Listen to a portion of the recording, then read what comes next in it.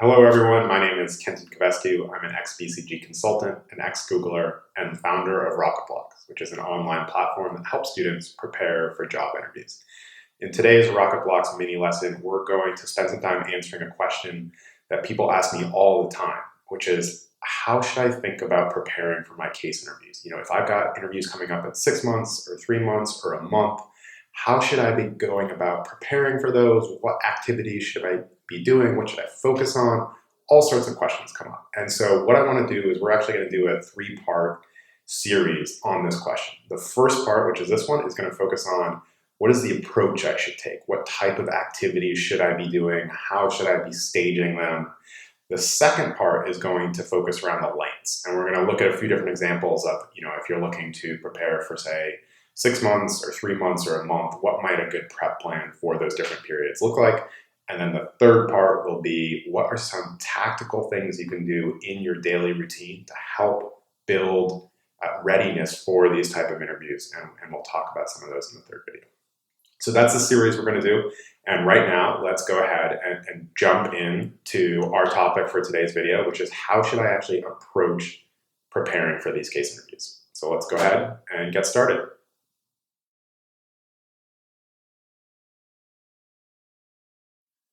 Okay, so the first thing I want to do is clear the air on some extreme ends of the case interview preparation spectrum. On one end of the spectrum, you have the folks who decide that they're going to do absolutely zero preparation. They've got a case interview, and they walk into that case interview. They've never read anything about that style of interview, done any preparation, any research, etc. So that typically tends not to work out so well because case interviews are kind of an odd dance. It's a strange style of interview. And you might not realize that you're going to be expected to do mental math on the fly without a calculator. Or you might not realize that after the case prompt is given that it's really kind of normal convention to ask for a minute to gather your thoughts. That's a super helpful strategy that a lot of candidates employ for good reason. But you might not realize that you can do that because it's kind of weird to be silent for a minute in an interview if you aren't sure about that. So for that reason, I wouldn't recommend zero preparation. You're just going to miss out on a lot of the details and how to approach these case interviews. The other extreme end of the spectrum is also not good. And that is students that say, okay, I've got a case interview coming up in 60 days. And what I'm going to do is do as many mock case interviews as possible before then, so I'm in great shape for the case interview. So they might do, 1 a day or 2 a day even. I've talked to some students who have done 120 case interviews, mock case interviews, before they've walked into their first real interview. Now, the challenge with this approach is that it weights quantity above quality. So if you think about it, a mock case interview with a engagement manager from McKinsey is going to be a very different quality than a mock interview you do with your peer that's also learning about case interviews for the first time. So that's one thing.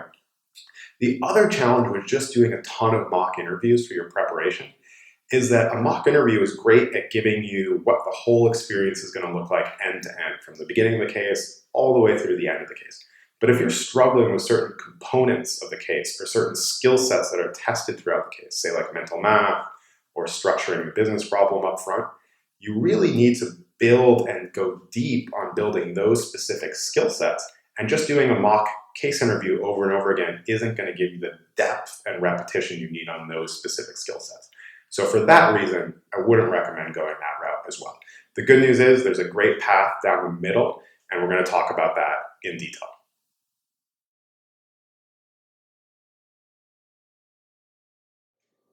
Okay, so the approach I recommend to candidates when they ask is to take what I call a skills-based approach to case interview preparation. And what I mean by that is a lot of candidates will look at the case interview and they think about it as one big, hairy, nebulous problem. And if you approach it that way, it's really tough to kind of crack it. And it seems like the only way to go about doing it is just to do it as much as possible, to repeat the process to see if you get any better. But I think a better way to approach it is to actually pull apart the case interview into its components, to think about it as an interview that basically tests a basket of skills. And we've talked in detail about the skill sets that these interviews are actually testing: communication, mental math, structuring. So I'm going to put some of the links to those in the comments below.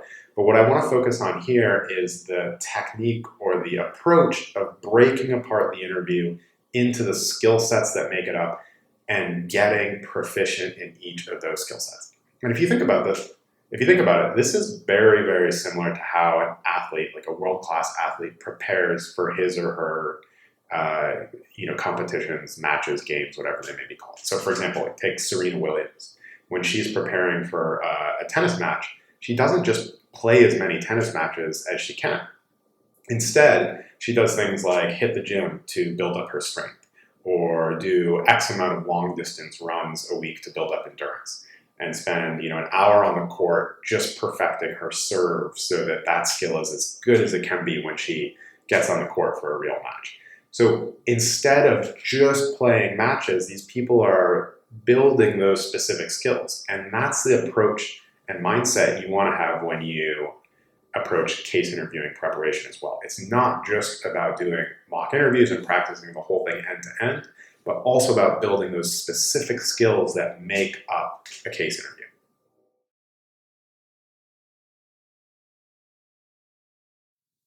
Okay, so on the skills-based approach, I think there are two natural questions which immediately come up. The first is, well, how much time should I spend on skill building activities versus testing those skills in an actual mock interview environment? That's a great question. The second question that often comes up is, are all the skills equally important? Should I be dedicating my time equally across each of those skills? How should that work? So let's take each of those and walk through it. On the first question, I think a really good rule of thumb is to say spend 2/3 of your time that you're preparing on skill building and 1/3 on testing those skills in a mock interview environment.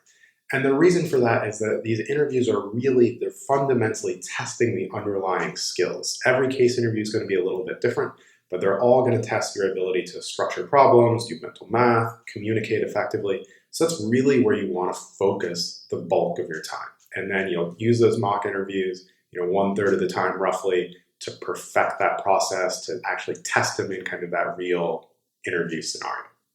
Okay, now the second question. Well, which of those skills should I really focus on?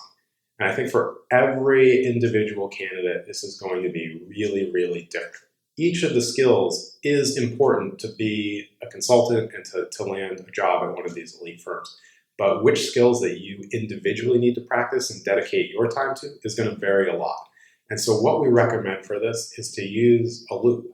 And we call it the level setting skill building loop. And all this means is that you want to start your preparation process by level setting on where you are on each of those core skill sets that are going to be tested.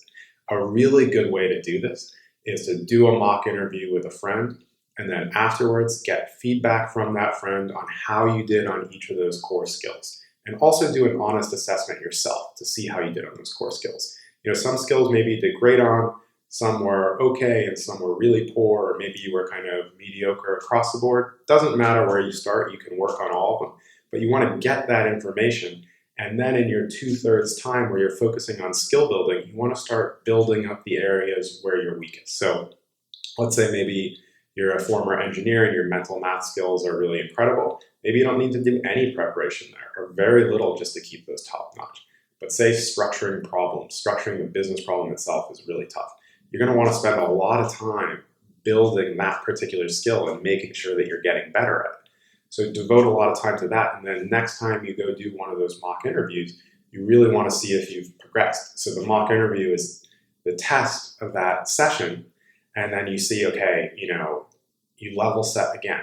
Did I actually get any better on that? How am I doing across the board of skill sets? And then the loop really just repeats itself. So you level set, and then you skill building, and then again, and you get better and better as you go along.